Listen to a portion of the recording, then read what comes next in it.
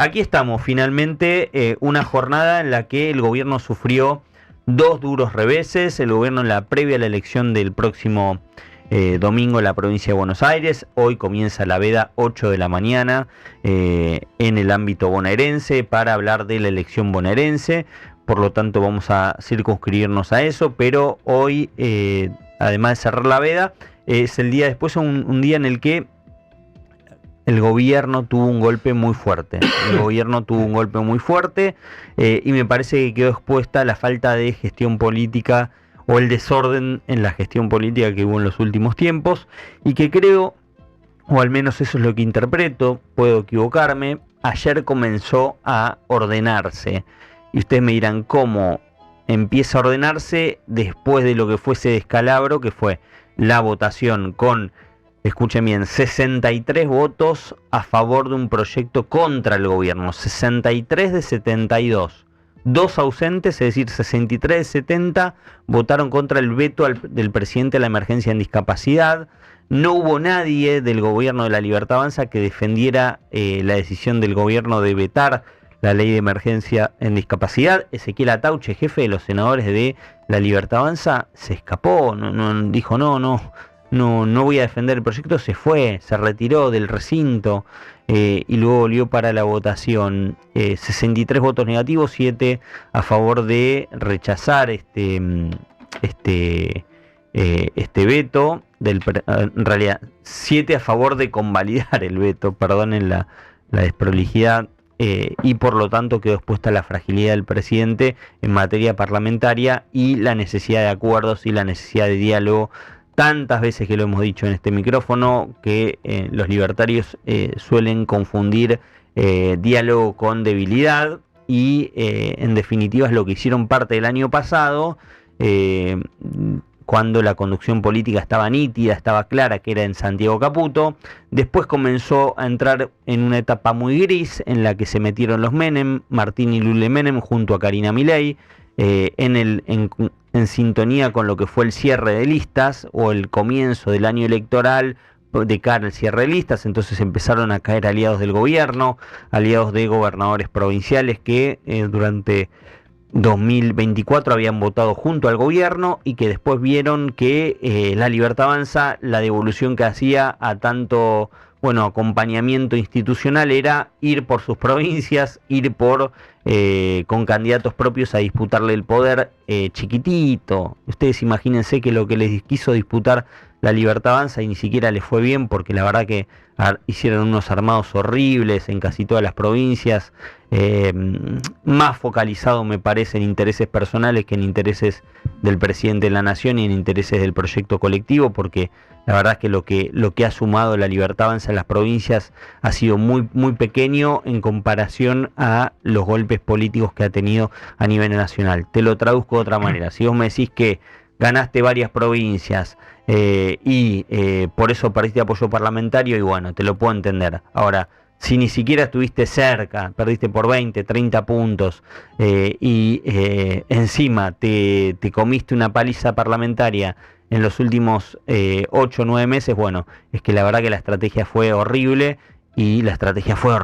Y quienes conducen la política en este momento en la cercanía del presidente, que es ni más ni menos que Karina Milei, y yo ahí también voy a hacer una salvedad, ya ni siquiera son los Menem el problema. El problema no es del que ejecuta, sino del que administra. Y la que administra el poder delegado del presidente de la nación es Karina Milei. Y el gran desastre que ocurrió en la política este año para el gobierno fue pura responsabilidad de Karina Milei. Por eso a mí me da mucha gracia, y si yo fuera Cristina, si yo fuera Máximo Kirchner, si yo fuera Kicillof, festejaría cuando escucho al presidente de la nación decir y un gran aplauso, y hay que agradecer a Karina Milei por todo este armado, y otros diciendo, bueno, no hubiera sido posible sin Karina Milei, este armado fue un desastre, fue una catástrofe el armado.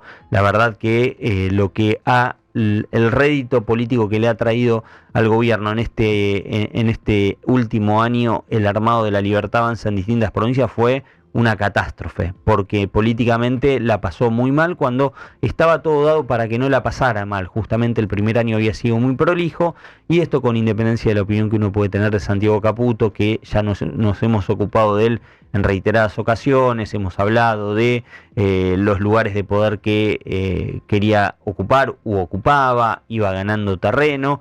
Nosotros lo fuimos contando casi en simultáneo, mientras tal vez en otros espacios callaban esa ambición y esa voracidad de poder de Caputo. Bueno, ahora hay que decir que la ambición y voracidad de poder de quienes tuvieron el poder en este último tiempo ha llevado al presidente de la Nación a vivir momentos de zozobra. Y como todo lo que pasa en la política tiene un impacto en lo económico, te diría que ha sido el último tramo de sobresaltos económicos.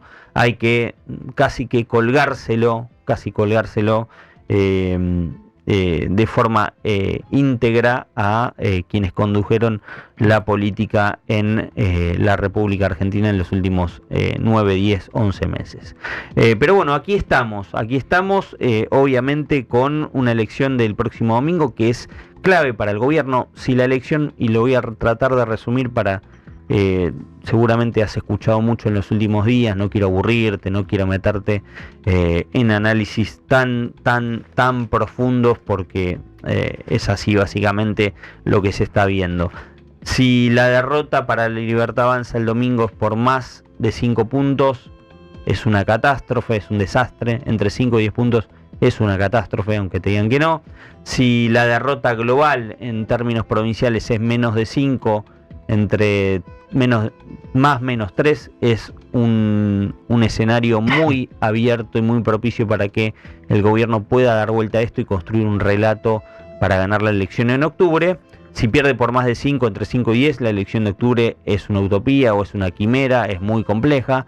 Y sí, obviamente si la gana por medio punto o por una décima, una centésima, es un festejo monumental para el gobierno. Ahora, ¿por qué digo si pierde o el escenario que le va a ser muy difícil dar vuelta a la elección? Porque la política tiene que ver con la economía, y la economía está llegando con los justos. Pues lo vamos a repasar con Willy. El gobierno tuvo que, o lo que se dice en los mercados es que tuvo que invertir mucho para contener el dólar en estos últimos días, y este ritmo es insostenible. Y una mala elección en términos políticos en provincia ahora el 7 de septiembre. Ustedes fíjense cómo toma importancia esta elección. Por eso cuando hicieron un cierre de listas horrible, 5 de 8 candidatos son horripilantes. 5 de 8 de los que presenta La Libertad Avanza son una catástrofe, son un desastre, porque no tienen ni el ADN libertario, ni el ADN de Milei, ni los valores que dice Milei pregonar. Simplemente es kirchnerismo nunca más, cuando tienen una decena de dirigentes kirchneristas dentro de las listas. Por lo tanto, ni siquiera en eso hace macheo, es decir, no machea lo que dice el gobierno que quiere con lo que tiene o con lo que le ofrece la sociedad, y eso tampoco lo ha podido construir en los últimos días por el factor Spagnuolo, y porque sobre la campaña se metió este tema de los audios, y este tema que el gobierno recién en los últimos 2 días pudo correr un poquitito de la agenda. Pero bueno, decía, si pierde por más de 5 puntos, esto va a ser una tormenta perfecta en contra del gobierno. Digo perfecta para tomar dimensión de que se juntan varios factores en contra del gobierno de cara a octubre, y le va a ser muy difícil construir un relato para dar vuelta a la elección y ganarla. Obviamente está todo abierto. Los encuestadores y los distintos sondeos han fallado mucho en los últimos tiempos. Lo admiten los propios encuestadores. Se les complica mucho medir. Vas a preguntar, incluso vas presencial, les preguntás si te mienten, porque hay mucho miedo, mucho temor. Nosotros en el micrófono de Rivadavia incluso lo hemos advertido, eso de que la gente le cuesta mucho decir a quién va a votar. Tal vez dice sí, tengo definido el voto, o no tengo definido el voto y ya lo tienen. Bueno, muchas cosas. Cuando le preguntas a quién va a votar, dices lo sé, pero no lo quiero decir. Bueno, hay mucho recelo para hacer los sondeos. Es muy difícil, y la verdad es que en ese contexto predecir un resultado por supuesto no le vamos a caer a los encuestadores. Yo siempre digo, yo cuestiono al encuestador que cambia o toca los números en función de un interés personal o de un lucro. Eso sí, ustedes que me escucharán, y si algún dirigente está escuchando, o si algún empresario está escuchando, dirá, pero Nacho, todos lo hacen. Bueno, no lo sé. Yo creo que algunos no, un grupito muy chiquito y selecto no. Yo creo que la gran mayoría, de 100, creo que 5 no lo harán. De esos 5, algunos tienden a marcar la tendencia para el resto, y ese resto se ocupa después de hacer más o menos según quién les paga o quienes les pagan.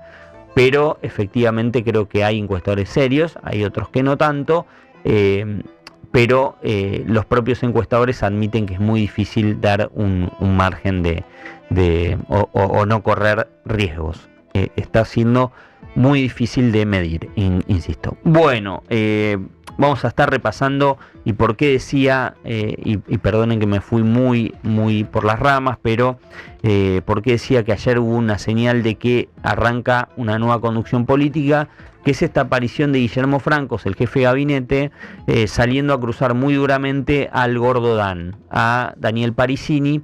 ¿Qué pasó? Les resumo. Luis Juez tiene una hija discapacitada, y votó a favor en contra del presidente, en contra del veto del presidente, en contra de vetar la ley de discapacidad. Tuvo un discurso muy emotivo a propósito y haciendo alusión a lo de su hija, y apareció el gordo Dan que tuvo que cambiar o tuvo que borrar un tuit muy polémico que ahora lo vamos a repasar, pero apareció Guillermo Francos, y si lo tenemos lo escuchamos, y desautorizó al gordo Dan, es decir, desautorizó al máximo referente en redes sociales de la Fuerza del Cielo. Escuchemos lo que decía Guillermo Francos, el jefe de gabinete, habló con Diego Scheckman.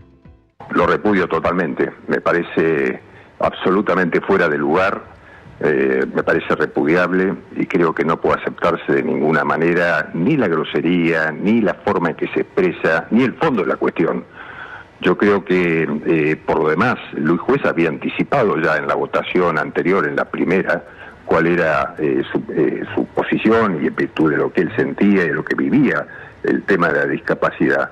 De modo que a mí no me sorprende para nada la posición que tomó Luis Juez, sí, que es la que aparte tiene derecho a tomarla. Bien, yo lo llamé hace un rato a Luis Juez. ¿Qué dijo? Lo saludé, le dije que repudiaba el tema y le pedía disculpas. Bueno, la verdad que el posteo que hizo el gordo Dan contra Luis Juez, con independencia de lo que pensás de Juez, esto incluso, no sé, pensá en el dirigente que peor te caiga y escuchá. Luis Juez le acabó adentro a una mujer que no era su esposa y tuvo una hija. No se hizo cargo de la nena hasta que la justicia lo obligó, y ahora la usa para hacer política poniéndole palos en la rueda al plan para sacar de la miseria a los argentinos del presidente Milei. Esto es una catástrofe. Tener un debate público así, y me van a aparecer una decena catarata de trolls diciendo, ¿y cuándo Cristina? Mira, de Cristina ya nos ocupamos. Hasta te diría, ya empiezo a estar harto de Cristina, del recurso que utilizan ustedes de Cristina. Ya, maestro, cuando ustedes estaban con Cristina, nosotros lo marcábamos. Y probablemente parte de la catástrofe de ese discurso de Cristina fue lo que los trajo a ustedes. Y ustedes lo que están haciendo es incorporando a lo peor del kirchnerismo. Si quieren ocupar el lugar del kirchnerismo, háganlo de otra manera, no haciendo lo peor que hizo el kirchnerismo, porque la gente los va a hacer volar por el aire, porque la Argentina afortunadamente tiene anticuerpos contra estas cosas. Pero están haciendo lo peor del kirchnerismo, están copiando lo peor del kirchnerismo, el peor formato.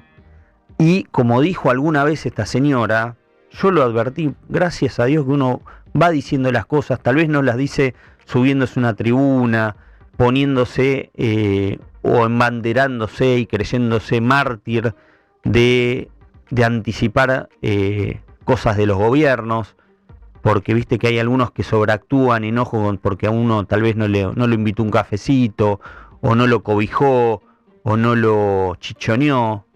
Y la verdad que acá tratamos de hacerlo objetivamente, incluso hasta en las cosas que no compartimos y en las cosas que compartimos. Siempre buscando la mirada justa, no la mirada de mártir, que usan algunos.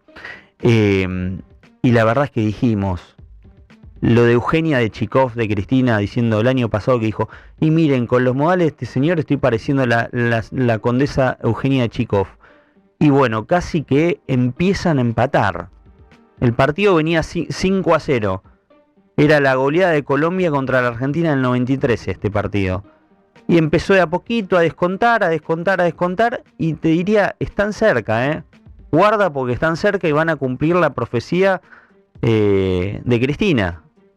De que por los modos terminemos diciendo, mira, lo mismo. Guarda, guarda, están muy cerca. Frenen a tiempo. Y la verdad que lo que hizo Francos fue dar una señal de ordenar esa tropa. Ojalá que Francos realmente, no Francos cuando le da el ok Karina Milei o cuando le levanta el pie de la cabeza Lule Menem, Martín Menem. Ojalá que Francos tenga realmente el rol de orientador de esta gente, que me parece que muchas veces se entiende esto como una carrera de los autos locos y no como un país y como un lugar donde hacer mejor y más agradable la vida de los argentinos.